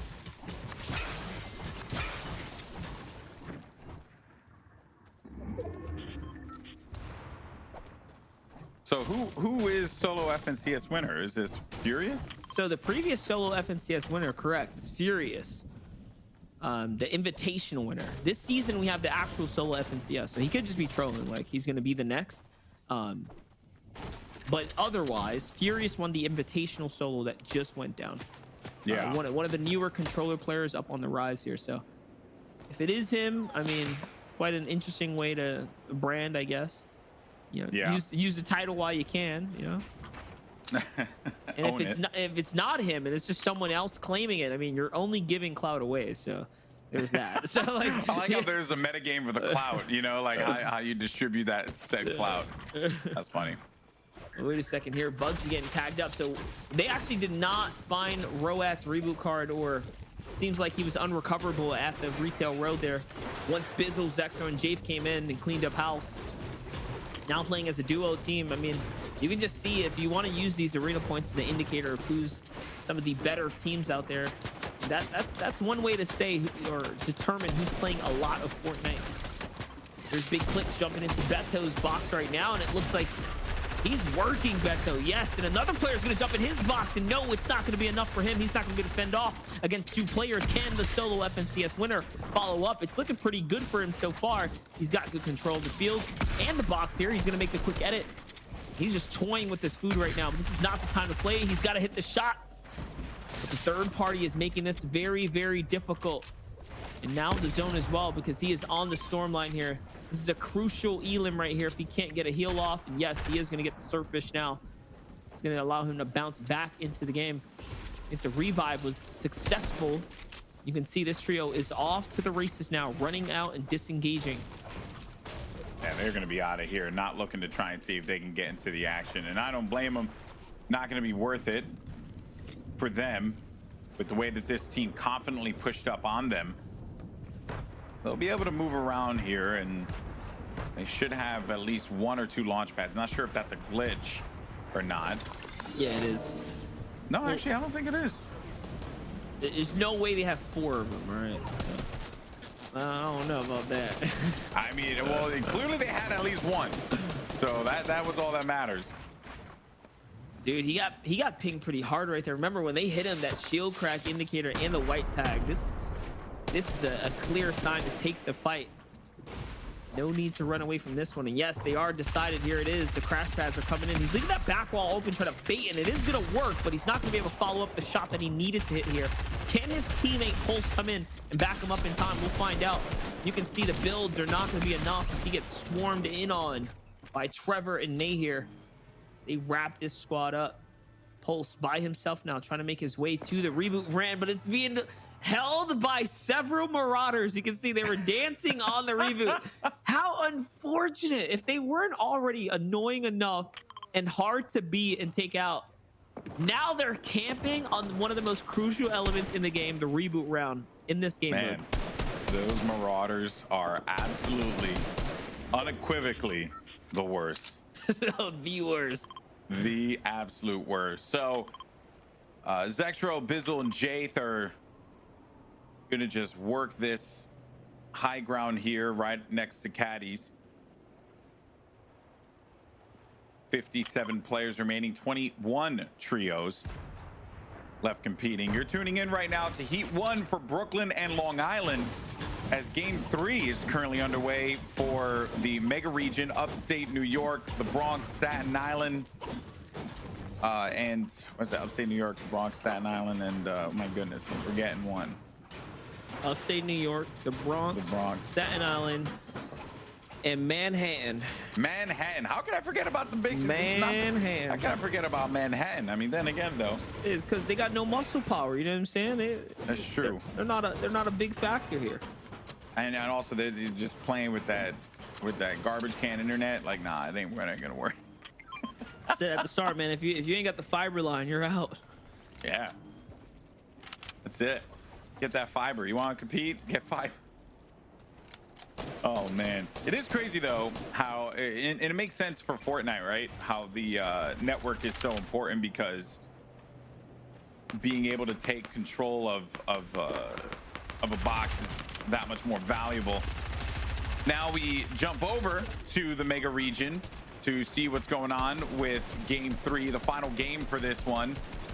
And as it stands right now, the God team is continuing to drag out and play incredibly well. Both of these squads are actually going to end out their first games relatively around the same area. Off screen, by the way, on the Long Island Brooklyn game, Bluty actually ends up getting a few eliminations for the effort. The God team continues to own, and we're going to jump over now to the mega region. And dude, this has just been absolute shenanigans from the God team. They're just, you talked about before that guy playing with the food. Nah, they're playing with their food now. And that's the crazy thing. They stomped through Lazy Lake, taking out one full trio, and now they're already moved on to Retail Row because it's outside the skirts of the zone there. So just giving you guys a nice little wide shot here so you can see how much dominance is going on right now. They are just collapsing on the squad. They forced them into the basement. Nowhere to run, nowhere to hide. And already 5 eliminations for this trio.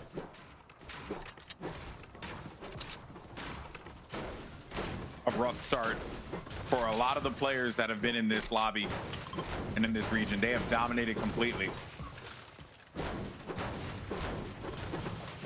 Give you guys a little context how close the competition has been. Only a few points differentiate within the top 10. So breaking into grand finals for next week is not going to be an easy feat. This is a major game for a lot of these players right now. Ones that have had a pretty decent run here. All of these elims matter. 5 points in elimination, 60 points for the victory royale. This kind of shows you that eliminations are the key to success in combination with coupling yourself into endgame. You can't get those endgame security deposits on the points there, you're not going to be making it through to next week's grand finals. Such a close competition, as it should be. Here's a look at the broader map, and as it stands right now, you're not going to see too many engagements, at least it appears that way. Yeah, players, I was just going to say the map is just telling us that the initial fighting has already gone on the way. Players have managed to clear out their points of interest, clear out their locations. Now it's about this right here, gathering your resource, playing for that end game, and setting yourself up for success. Not to mention, you got to make it to the zone. There were so many players outside the zone, really waiting to the final moments to finally make a cut across. And just so you're not confused, guys, we are covering multiple heats right now. There are several layers of competition all unfolding here. It's the battle of the boroughs. Yeah, this is Heat 3. So we saw Heats 1 and 2 conclude, and it was going to be the God team that came out on top. They managed to get themselves a dominating game 1 and 2 to firmly put them in a position where they can move on in this competition. Last we looked at their score, which we'll get an update on where they at currently, but they were at 155 points. I mean, that was just far and above everyone else. Now, this is a team that has had some problems in these heats. It hasn't been the cleanest of runs for them. They always kind of seem to end up in a real rough spot. and then they, you know, just get bullied out of their spots. This is going to be AVCO, another team from the Bronx. This is actually kind of impressive right there. He landed the grenade shot, which then blew up the launch pad. So one of the players got to escape out of there, and the other two were down in the water. And I think they understand that because they didn't see the others take flight. And here, now, yes, there it is. They can see those players. A little bit of a beam coming out, though, and they're going to put down Fly Mike 12 right into the water here. And the instant thirst coming out. Talk about whipping the shots. There's a reason why these guys have been struggling a little bit today. You can see the pressure even on the down body there. He's gonna miss a couple, but it's okay. He does finally get to get the thirst over for the free point. I respect the calm shots, though. You know, it could have gotten a little wild, right? Let the bloom do the rest of the talking, but instead tried to get that first shot accuracy. I appreciate it. Little launch pad in the inventory. Yeah. Not 6. You know, not 6 launch pads. Oh, true. So yeah, maybe it isn't. Maybe it isn't messed up. Just saying. Calling me out. Nah, I would never do that. Yeah, these guys do have a launch pad though. This is pretty big. I'm surprised they didn't use it to just bounce on that team right there. That could have been massive, but then again, why blow it so early in the comp? So here's a Bossy, the team once again that's been king of the shockwave launcher so far. They are somewhere so far though. They were on the other side of the map. How did they end up here in Holly Hedges? I wonder if they changed up their strategy a little bit. Right now though, what's keeping them alive is the lettuce he's eating here to stay alive in a storm. RPGs, some weird terrain here at Golden. Oh, lettuce. Okay, I felt like it looked like cabbage to me, but you know, I mean, lettuce makes a little bit more sense. I don't know if the kids would know about cabbage. So look at me, just sounding like a boomer.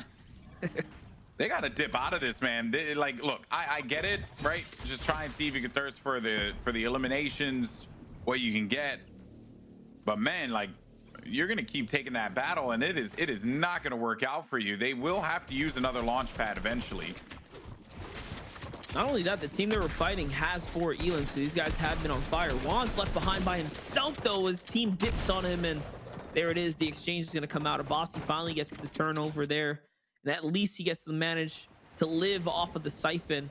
Remember, they do have the head to cut out as well. There was a spare med kit there, so they're gonna be able to escape here.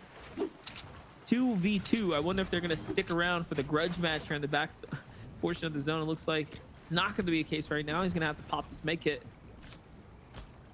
And they can use that launch pad that they placed down too to get closer to them. But they were pretty banged up though. Yeah, you can see here they're just waiting it out, trying to see if they can find him. At this point, it might just be worth taking the fair 2 fight, the 2v2 on the storm edge, as opposed to coming across the trio, right? Because they've already lost their last teammate. They are looking for them. This is, yeah, so this is Kai. So yeah, so they're right by that corner. Kai's in the water right now, and I think maybe they have spotted him out. Yeah, they might have. They're looking into the storm. Him flapping about in the water. I was just gonna say, remember, Kai had 4 chug splashes though, so he can totally survive this. If the storm is not close, this is not looking too good for them. Oh, look at this! They're trying to cut them off here on the island right now. The very ambitious approach. Ooh, found a little naked there. So that's what they were looking for. Which I'm kind of shocked though, because Uzi had the harpoon and there were some fishes that were going to be about, so they could have used that and maybe gotten some of the floppers and stuff. Oh, there's Kai on the other side. Yeah, that's what it was. They definitely knew that they were somewhere on this island, but being that he couldn't find them in time, they're going to back up now, jump into this boat here and try to hit the boogie down. It's time to pick up the menace here. There it is, going to scoop him up. And it looks like I think a Bossy already jumped in his boat as well. So both teams cutting out. There's another squad here hanging out at this Kind of broken down ship here. A little bit of a late rotate for them Pirate as ship. well. It's Link and crew. Here comes the swerving now. Oh my. A big snipe is actually going to hit, and Menace gets taken off of the boat. He's forced to jump out. And now the fight is on. If he can't save his teammate right now, it's pretty much all over. Yeah, Yuzi's forced into the situation. He's going to have to play defense for the squad. Big shots here. Big tag. Everything Big matters. tag. They're going to try and see if they can go for this one. Monster. There's actually going to be a player popping up behind him as well. It's going to be Kippets. Kippets is going to be in the fray. Yuzi's going to have to bail out of this one. His teammate's going to be very low as well. They're going to be getting tagged up a whole bunch there, and Yuzi goes down. And this has just been the unfortunate story of this team. I mean, just such a heartbreaker here in game number 3. The way that this whole thing had kind of fallen apart. You really hate to see it. The Bro-apocalypse, as their name is known, will actually be dealing with the apocalypse here because everything has been going wrong. It is all fallen apart. 10 HP. That was a big down, and maybe enough to just try and slow down this other team. But Kippets gets the value from the siphon, and they're going to be able to bring back their squad member. They have a boat too that is around there, so they should be able to move around this, and they got to go looking for that boat in a little bit. But anyway, what a heartbreaker there for the Bro-apocalypse. They're going to be out of this one undoubtedly. Now we look at Macaroni. You dig? I'm a big fan of Macaroni. Macaroni, So I dig it. you dig? Here he is putting down some pressure. They're going to lay a couple shots down and then hit the dip across the river now. This is a far rotate here. You can see the team that's poised up on the mountain is the one definitely looking to walk away successful so far in this game here. That's the prime location that you want to be in right now. So early rotates here on this zone is a really good idea, actually. The terrain is going to favor those that can plant up sooner rather than later here. There it is, hitting some risky no builds on the rotate, trying to conserve what they can. It's going to work out, though. Going to find himself some footing here. No eliminations, Monster, at game 3 is going to hurt. You need to get something at this point to get you one step closer to moving on to the grand finals. It's going to take place next week right here on the Andbox Twitch channel. We hope you join us for that. It's going to be awesome to determine who is walking away the king of the New York, New Jersey area.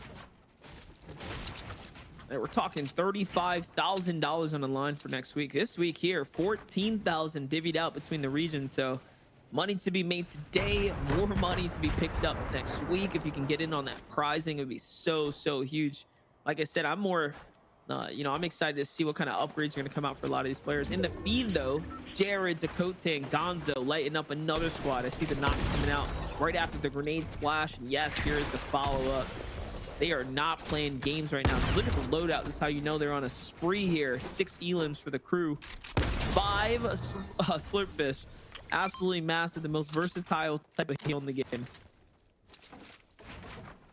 The confidence that this team has been running with ever since their domination of game 1 is just very clear that they feel like they own this region and no one is going to stop them. And I do feel here for Macaroni as well as Spitz and Ogriff, because if they decide to fly in on their build, which they have the launch pad to do so, they could. But I think that this team is smarter than that. They're going to play this smarter. They're not going to try and get a little too reckless. They're going to focus on just owning more of the terrain here. Some more resources picked up. So you got a crate there that just dropped down. Yeah, we got a bit of a build off here too. Chris is gonna go way up to the top of the height here. And I don't know if he jumps down a little too soon or not, but someone else is already on his way trying to snatch it up. And yes, it is gonna be another opponent. So Chris manages to resecure it here. Now it's Sharp versus Chris. Beautiful cone right there to put Chris dead in his tracks right there. Not being able to move anymore. Right over to Vegas and Zoom here. Now trying to pick up the launch pad. Yes, they are going to get it. 5 elims for Ryota, Vegas, and Sharp right now. It's kind of massive here. This could be the game that puts them into the qualification bracket, but they have to get through this team first. More importantly, they got to do it within a minute because the zone is going to be coming. You don't want to blow these pads if you don't have to, especially this early in the game. Not to mention, we talked about the mountain is playing a part here. You want to get there early. So staying here is super risky. And there, the team on height recognizes that. They don't want a piece of it. They're going to pad out. They're going to take their pad. Yep, just as I called. And now they get to recycle this one. Little good old-fashioned community launch pad, doing one for the homies. And they'll hold on to this for a little while. They just need to be cautious about where they're going to go to. And it seems like the target is going to be right at the edge of this cliff. And oh no, it's right onto this team. This is, they're going to get right on top. And again, this team has had trouble in the past getting bullied here, but he's actually going to be stuck in the edge. It does manage to get out. Chris is going to go down now. He will get that elimination. Now it's going to be a 3v2. They're going to look to charge on in. Another teammate is going to be down here, and that is going to be a full wipe. Richie, Henry, and Chris. You really hate to see it. It has not been their day at all thus far. No, it's going to round them up to their 7th elimination right there. That's what we spoke about. So the reason they were sitting perched up on the launch pad there, we saw it. It's because they were looking for the fight. They were looking for the players that they were just fighting. The fact that they ran away was the sign. Say, hey, yo, these guys are scared of us. Let's go take this battle. There's another look in with our star trio right now. Jared's Kote Gonzo parked up right now. I think he's marking it up to the base here. I wonder if he's going to try and set up some grenade splash here. Some new tactics in Fortnite. You know, these guys are always innovating some strategy. This would be the perfect place to do it. But no, instead they're just kind of waiting out. 10 seconds till the zone reveals itself. They'll find out if whether or not they have to use these launch pads to get across the storm here. Yeah. And fight for the big mountain. And they'll have the confidence to do so. I mean, I'm not too concerned about how they're going to play this one out. 12 trios remaining now. Oh, it's a max pull distance here. So they're on the southernmost, or they're on the northernmost part of this storm reveal here. They have to come way south. So the guys that played the gamble for the peak of the mountain actually pull zone. That's like a guaranteed W if you know what you're doing. So it's really going to come down to it now. Sway, Magnolia, and Mini here. We'll find out how competent they are in their high ground hold here shortly, because they have just been gifted something serious this round right here. This could be their break in the competition today. They're going to be able to tag so many players on the rotation too. I mean, look at those guys doing a pretty empty rotation down below. I don't know if you saw. It seems like Sway didn't get vision on it, but they're going to keep on building around this. Keep on taking more and more space. Their teammate Mini was up on top, but here you go now. And going up on this hill, it's going to be the God team. Akode is going to go down. Oh no, and it's going to be Janik who finally gets the revenge, because Akode has been a thorn on their side. Jared's going to push in here, down to 52 HP. Where's Gonzo to be able to give him the support? That's the question I'm sure that Jared's looking for, because they're going to need to try and see if they can get together and work with one another so that they can come out on top of these elims. The pressure is certainly going to be on here for the God team, who have won both of our heats that have already concluded. They're going to be in a comfortable position, but they just need to be careful. Spark's going to be located to the left. There goes Gonzo. They're not going to get back together here. Gonzo really being the glue to this team here, doing a good job trying to fend off players that are focusing in on Jared's, but that's what happens when you put yourself in that position there. The focus comes in. One thing I do want to mention is that Mini, Magnolia, and Sway, they've been burning so much material just to continue to hold this high ground excessively early for no reason, because now they're going to have to give it up, because everyone knows Zone 6 is going to move you no matter what. So I'm questioning their ability right now to hold this height here. Look at their mats already halved since the last time we checked in, because they kept extending more and more outward. So this is going to be really dicey for them when they start to make this next move here. You can see he's branching out nice and early though, trying to see what he can get of it. Everyone else though, of course, is going to have more of a struggle. Who's going to have to cross over. Question is, can Gonzo find Jared to get back together? Yes, they are. I can see it down in the bottom corner. They're making their rotates already. Here comes the crash pads. They're going down. Yes, that's because they don't have the mats to hold the branch out. Yeah, and the reason why I'm saying whoa is because, you know, they've done so much to be able to own that half and half. And you're right, Monster. It has been a bit of a gamble that I just don't know if it has necessarily paid off. Now, 5-0 was actually going to be right in between Jared's and Gonzo. So they managed to profit off of that elimination. They'll nab that one, and they're sticking together here. On screen, though, Unvoke gets it down onto Trick Play. We're now going over to Spark G along with Jericho and Mind. This trio, they are very scary in this lobby. Spark G's had some success in competitive Fortnite in the past. You may have seen his name before if you follow the scene. So expect him to be a threat here for everyone in this lobby.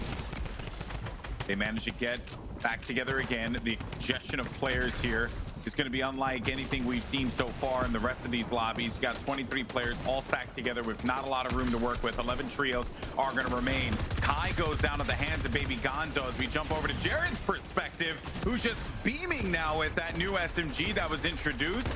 High fire rate, lots of damage output there, and oh my word, they just forced Tenzin into a really difficult spot, and they're able to get the elimination. They're just working together right now. 6 eliminations for Jared. This is his time in the limelight here to shine now, and he is doing just that right here, putting the squad on his back, clutching up when it mattered most.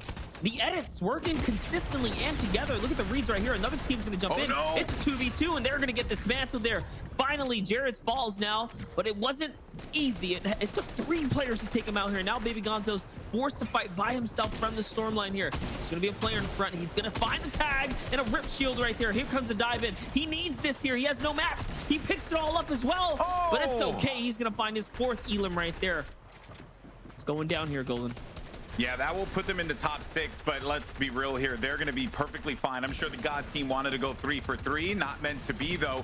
Nonetheless, action is going to continue on as we're down now to the top 5 trios remaining. You got 11 players left to fight for here. Vegas Zoom is going to be a little low, as well as Ryota. Ryota at 60 HP needs to get those minis off. Up on the high ground, it's Sway, Mini, and Magnolia. You were questioning whether or not they were going to be able to play this one out. Seems like everything has been working out for them so far. More eliminations starting to go on their end here. Three trios, are going to be the ones left alive now, as Mini looks for Janik over on the side. Sway is going to go down. Mini has the high ground, but he needs some more support here from his teammates. Magnolia up above as well, and they're looking for this one. They're going to be next to one another. They're just playing this one out, and I thought that things were going to go real poor for them, but it seems like it has worked out. One player, he tried to swoop right on top of them with that glider gun, and he's actually going to be zipped over to the side of the mountain. Magnolia now down to 30 HP. It's coming down here to the wire. Monster Mini gets it down onto Jericho. That's going to be big for them. Only 1 player left remaining, all the way down low, and that is going to do it. It was Mind, and in the end, it was a team in the half and half that managed to come out on top. But boy, oh boy, that was a tight race. Hey, it wasn't done easily there. And I mean, I said it. If you get half and half out, you should walk away with the victory in clear fashion. You did call it. You called it. It was close, though. It was close for a second there. I thought they threw the lead when their player Sway went down, and then someone just snatched height with the crash pad, man. Playing on the toes right there. Came back into the zone. And not before exchanging some HP, but well played from the Security dub. Yeah, that's right. So now that concludes the mega region that we've been talking about: the Bronx, Manhattan, Staten Island, as well as upstate New York. That concludes that region. We also have Brooklyn and Long Island going on. I think that game may have concluded because they were around the same time frame. Or around the same time, I should say, with the storm. So I'm assuming that game has already wrapped up. We'll find out who ended up winning in that one in a little bit. But Monster, so far though, it's been pretty entertaining to see these players here representing the New York, New Jersey area clashing for that spot in the grand finals. Yeah, that was definitely an exciting game for sure. Like, and honestly, it's only going to get better, right? We get to follow up with Bizzo in the other regions here. I said everything's going to continue to cook up, but we know without a doubt they picked up 11 elims right there. The Gonzo, Akote, and their 3rd trio. It's slipping my mind right now, but regardless of what, they dominated the competition. Their 3 games, in clear fashion. For next week, we're gonna have to put them high on the priority list, high on the ops team list to watch out for, because they played so well today. Yeah, they certainly did. They came out to play and play. They certainly did. That was Jared's as well. They owned the lobby. Really, the thing that worked against them at the end was the fact that they were all the way at that low ground at the half and half. The team that ended up winning, Magnolia and his squad, they were able to hold on that high ground, and then they were transitioning with everyone else. So that was already going to be an awkward fight for everyone to try and take, given what the terrain was going to be looking like and where they were ultimately going to have to be moving in order to get within that safe zone. That said, though, an exciting start here for the Battle of the Boroughs. And I believe the game has not started yet for Brooklyn, Long Island. So I think we might be good for a break here. We'll probably take a quick break, and then we're going to jump into Brooklyn, Long Island game number 2. We're going to see how Bizzle and company are faring, and we'll find out all that and more after this.